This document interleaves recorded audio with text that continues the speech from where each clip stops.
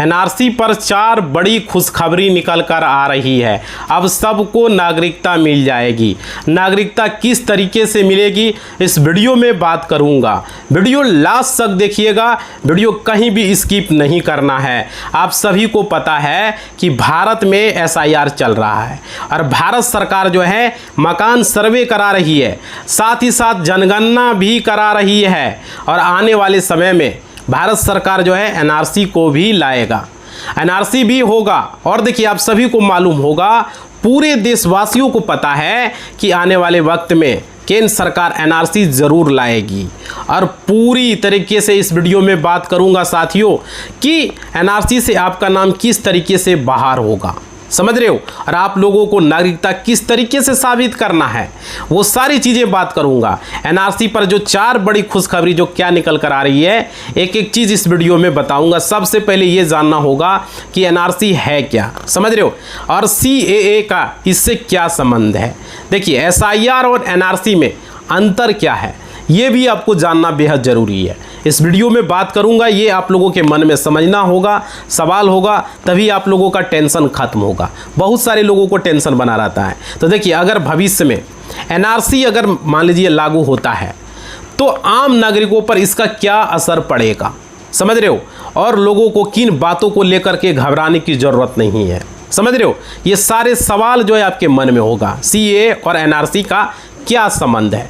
नमस्कार साथियों, मेरा नाम एडवोकेट विजय वर्मा है। आप देख रहे हो टेक्निकल वाले हौसला। साथियों चैनल पर जो पहली बार आए हो सब्सक्राइब जरूर कर लेना, लाइक जरूर कर लेना और घंटी को दबा देना। देखिए एनआरसी में सबसे बड़ा सवाल है और सीए में, ये दोनों में फ़र्क क्या है, सीए और एनआरसी ये दोनों में, तो पूरी जानकारी मैं इसमें बताता हूँ। सबसे पहले समझिए एनआरसी यानी कि नेशनल रजिस्टर ऑफ सिटीजनशिप, ये क्या है। देखिए एनआरसी का उद्देश्य किसी क्षेत्र या राज्य में रहने वाले जो है वैध भारतीय नागरिकों की सूची को तैयार करना, उसे ही एनआरसी कहते हैं। मतलब कि इसमें साफ साफ बताया जाता है एनआरसी में कि भारत में जो है लोग जो रह रहे हैं उनकी वैध सूची की तैयार करेगी। और क्या होगा, जिस तरीके से वोटर लिस्ट की सूची तैयार की गई है, एसआईआर में तैयार किया गया कि इतने लोग भारत के हैं यही वोट दे सकते हैं, वोटर लिस्ट बना। कोई भी चुनाव होने से पहले 6 महीना पहले, साल भर पहले वहाँ पे जो है एसआईआर हो रहा है हर एक राज्यों में। बिहार में देखो पहले हुआ, उसके बाद यूपी में, उसके बाद बंगाल में, उसके बाद देखिए और भी राज्यों में हो रहा है ना। तो इस तरीके से एनआरसी यहाँ पे होता है। तो वहीं एनआरसी में भी वही काम होता है, यहाँ पे सूची तैयार किया जाता है, एनआरसी की लिस्ट तैयार किया जाता है। और अभी तक पूरे भारत में एनआरसी लागू नहीं किया गया है। लोग के मन में सवाल है, एसआईआर हो रहा है, कहता है कि एनआरसी हो रहा है। भाई एसआईआर और एनआरसी में अंतर है। एसआईआर सिर्फ वोटर लिस्ट का पुनरीक्षण होता है, एनआरसी में जो है यहाँ पे सिटीजनशिप को लेकर के चर्चा होता है। देखिए जैसे एनआरसी की प्रक्रिया केवल अभी असम में लागू हुआ है। असम एक ऐसा राज्य वहाँ पे हुआ, उसकी अंतिम सूची जो है 31 अगस्त 2019 को प्रकाशित हुई थी। कहाँ? असम राज्य में, जो भारत का असम राज्य है। और 2019 में एनआरसी असम में जो है, और यहाँ 18 लाख लोगों का नाम एनआरसी से बाहर कर दिया गया था। समझ सकते हो, 18 लाख बहुत बड़ी संख्या है। और क्या, जो कि लिस्ट जारी किया गया सूची से, और 31 अगस्त 2019 को जारी किया गया। और केंद्र सरकार की ओर से, और अभी तक पूरे देश में जो है एनआरसी जो है यहाँ पे लागू करने की कोई तरह का घोषणा सरकार के द्वारा नहीं है, और न कोई अपडेट है इसके बारे में। लोग तरह तरह का भ्रम फैला दिया है, लोग तरह तरह का, अरे एनआरसी लागू हो गया, ये हो गया, बहुत बातें करता है। तो आप सभी को पता होगा कि केंद्र सरकार ने ये भी नहीं कर रही है कि आज जो है एनआरसी हो जाएगा, कल लागू हो जाएगा, ऐसा कुछ नहीं है, ठीक है। अब देखिए आप लोगों को पता होगा केंद्र सरकार अचानक से कोई भी काम शुरू कर देती है, अचानक से कोई भी काम, क्या भरोसा, कभी भी हो सकता है। इसलिए मैं बता रहा हूँ, भारत सरकार एसआईआर करा रहा है। लोग सोचा था एसआईआर होगा, अचानक एसआईआर हर एक राज्यों में हो रहा है। चुनाव से पहले भारत सरकार मकान सर्वे अचानक कराना शुरू कर दिया, आया अचानक से 6 महीना पहले हल्ला हुआ, मकान सर्वे हो रही है, और फिर जनगणना साथ ही साथ हो रहा है।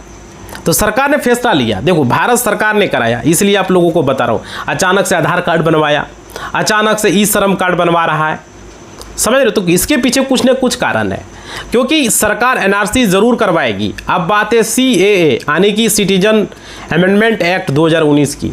आप लोगों को सीए के बारे में समझना होगा। CAA को समझना होगा। इस कानून के तहत पाकिस्तान, बांग्लादेश और अफगानिस्तान से जो धार्मिक उत्पीड़न के कारण जो है यहाँ पर भारत आए हिंदू, सिख हो गए, बौद्ध हो गए, ईसाई हो गए, फारसी समुदाय के लोग हो गए, मुस्लिम समाज के लोग हो गए, है ना, भारतीय नागरिकता पर जो है प्राप्त करने का आसान रास्ता उनको मिला।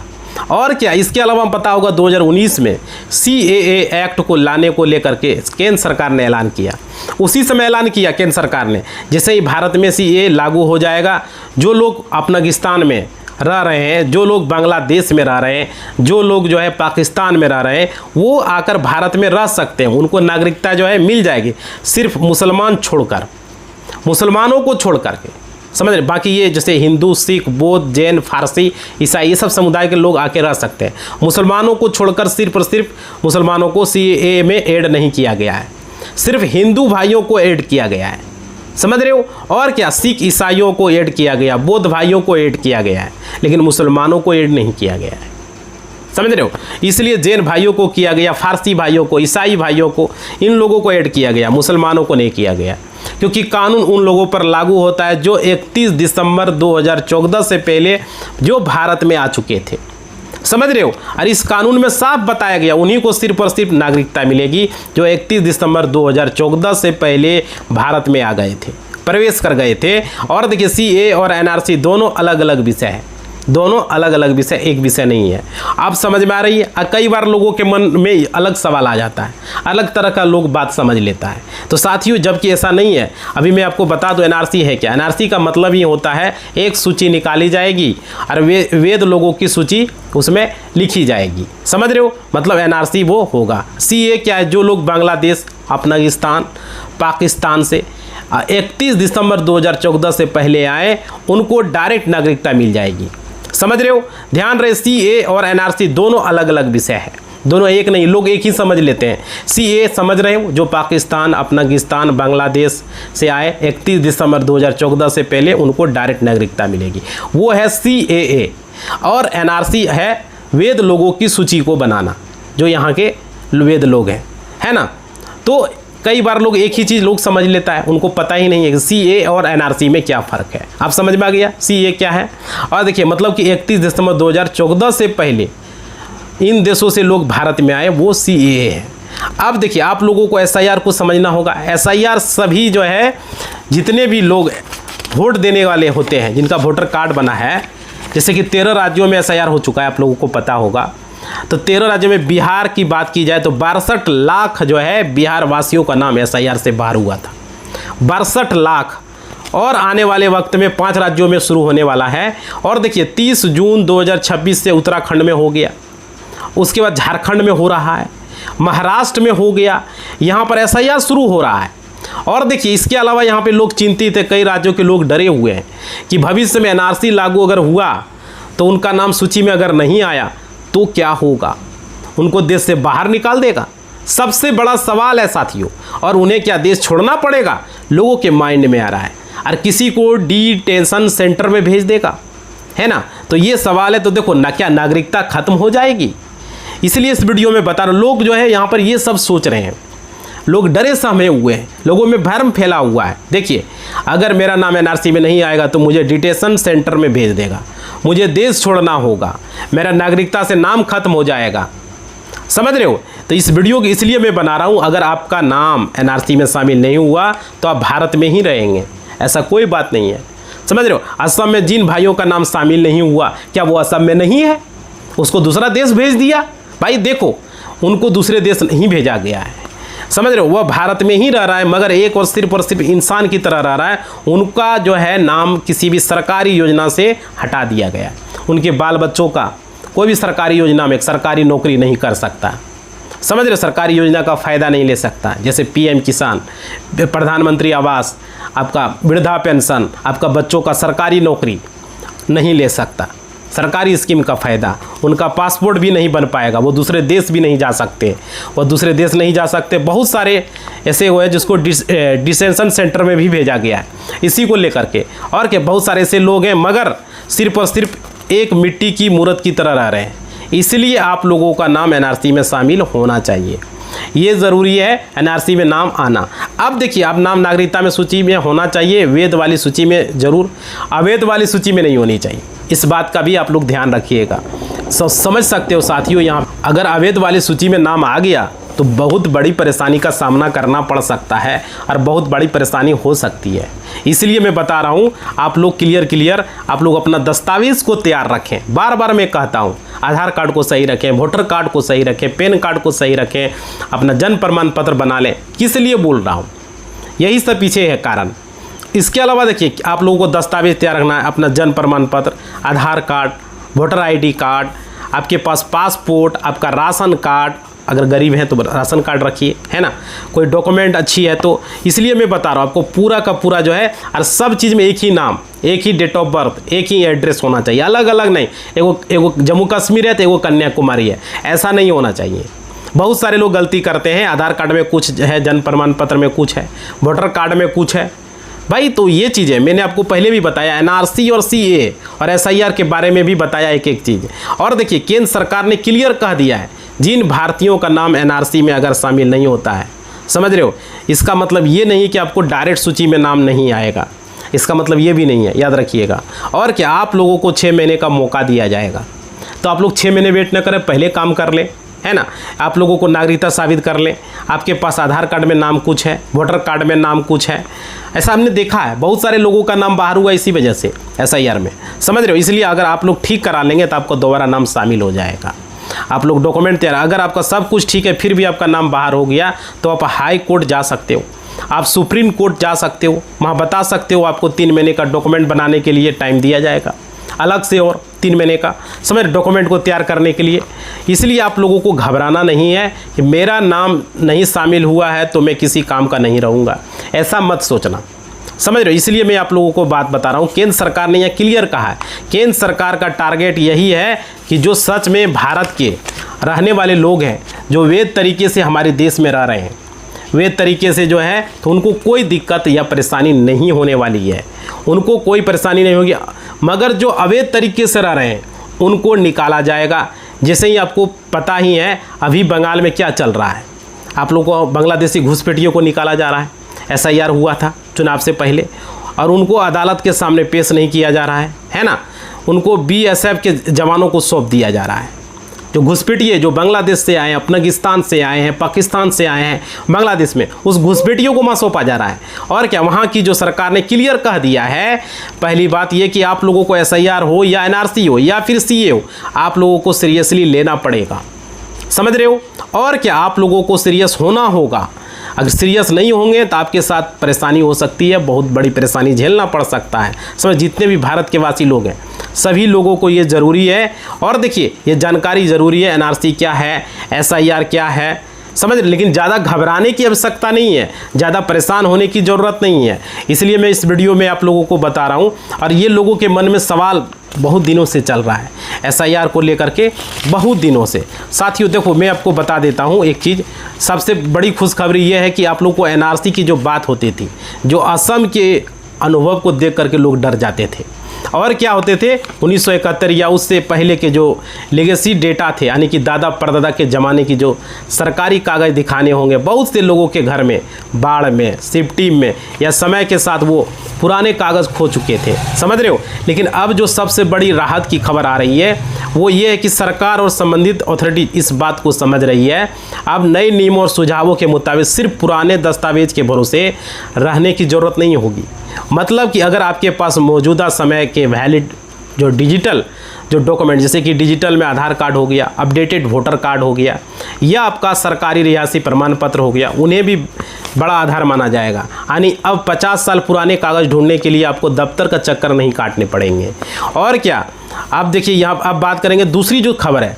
पहले आप लोगों को डर था कि एनआरसी लागू होने पर उन्हें लंबी लंबी लाइनों में लगना पड़ेगा, और क्या, सरकारी दफ्तरों के जो है बाबू परेशान करेंगे। लेकिन साथियों, अब ज़माना बदल चुका है, यह ज़माना डिजिटल इंडिया का दौर है।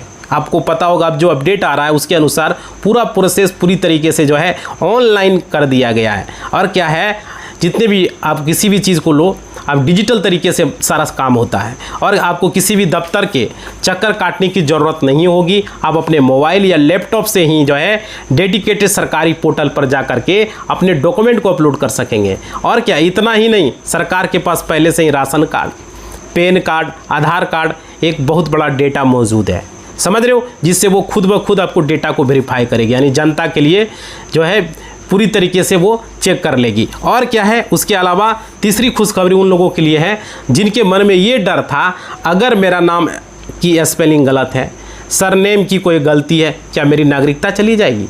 देखो भाई, कान खोल के आप लोग सुन लीजिए जो हम बता रहे हैं। जो गाइडलाइंस आ रही है उसमें साफ साफ कहा गया है, स्पेलिंग की छोटी सी गलतियाँ या क्लेरिकल एरर की वजह से किसी को भी लिस्ट से बाहर नहीं किया जाएगा, समझ रहे हो। अगर किसी के डॉक्यूमेंट में कोई कमी पाई जाती है उसे सीधे रिजेक्ट नहीं किया जाएगा, बल्कि सरकार आपको एक अपील करने का और अपना डॉक्यूमेंट करेक्ट यानी सुधारने का पर्याप्त समय देगी, समझ रहे हो। इसके लिए जगह जगह ट्रिब्यूनल और हेल्प डेस्क भी बनाए जाएंगे जो आपकी मदद करेंगे, न कि आपको परेशान करेंगे। तो आप लोग अभी से ही डॉक्यूमेंट सही करवा लें। आप लोगों को मैं बता रहा हूँ, अगर कुछ गड़बड़ी है मार्कशीट में, 10th की मार्कशीट में, आधार कार्ड में, पैन कार्ड में, वोटर कार्ड में, राशन कार्ड में, पासपोर्ट में, जन्म प्रमाण पत्र में, तो उसको सुधार करवा लें। उस समय क्यों वेट करें। ज़मीन के कागजात में ज़रूरी है साथियों, समझ रहे हो, बहुत ज़रूरी है। और देखिए चौथी जो सबसे बड़ी अपडेट है, जो देश में जो एनआरसी को लेकर के बहुत सारी अफवाह फैला और डर का माहौल फैलाया गया, लाखों लोग बेघर हो जाएंगे, लेकिन अब सरकार और कानूनविदों की तरफ से ये पूरी तरीके से साफ कर दिया गया है कि देश के किसी भी वास्तविक नागरिक को, चाहे वो किसी भी जाति, धर्म या वर्ग हो, डरने की जो है ज़रूरत नहीं है। रत्ती भर भी डरने की आवश्यकता नहीं है। कानून किसी की नागरिकता छीनने के लिए नहीं है, बल्कि देश की सुरक्षा और अवैध घुसपैठियों को पहचान करने के लिए है। जो लोग इस देश की मिट्टी में पैदा हुए, उनके पूर्वज यहीं के थे, उनके पास अगर आज सामान्य कागजात भी हैं तो उनकी नागरिकता पूरी तरीके से सुरक्षित है। सरकार जो है खुद ऐसी व्यवस्था ला रही है जिससे आम जनता को पैनिक होने की ज़रूरत नहीं है, डरने की आवश्यकता नहीं है। साथियों, जो चार बड़ी खुशखबरी, जो एक बात साफ है कि अब जो है एनआरसी को लेकर के डरने का वक्त चला गया। ये पूरा प्रोसेस जो है अब जनता की सहूलियत के लिए बेहद आसान है और पारदर्शी बनाया गया है ना। और क्या, जो बनाया गया ताकि अब आपको राहत और स्थानीय नागरिकता का एहसास मिल सके। और अगर आपके पास भी अपनी बुनियादी डॉक्यूमेंट जैसे कि आधार कार्ड, वोटर आईडी कार्ड सही सलामत है, तो कमेंट बॉक्स में आपको लिख के बताइए कि मेरा आधार कार्ड, मेरा voter card, pan card, ration card, जो भी है आपके पास डॉक्यूमेंट है वो सही सलामत में है, उसमें कोई दिक्कत नहीं है, ना नाम में गलती है, डेट ऑफ बर्थ में गलती है तो लिख के बताओ, समझ रहे हो। और सुधार भी करवा लूँ, और कौन से राज्य से हो बता देना।